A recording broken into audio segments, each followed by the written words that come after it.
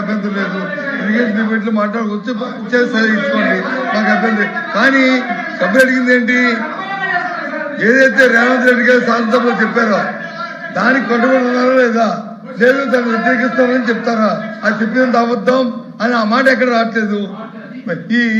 ఈ ప్రభుత్వం తాలూకా అయిపోయిందండి. వాయిస్ రావట్లేదండి. ఏం చేద్దాం మీరు? ఏం వాయిస్ రావట్లేదు. రేవంత్ రెడ్డి గారు తెలంగాణ ముఖ్యమంత్రి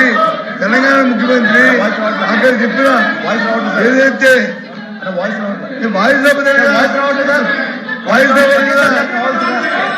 ఏంటిది?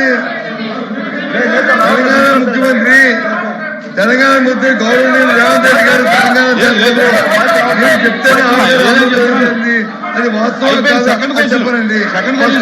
రెండోది ఇందాక ఇరిగేషన్ మినిస్టర్ గారు అన్ని చెప్పారు. సార్ కూర్చోండి, అలోపి గారు కూర్చోండి సార్. సెకండ్ క్వశ్చన్కి వచ్చేసాం.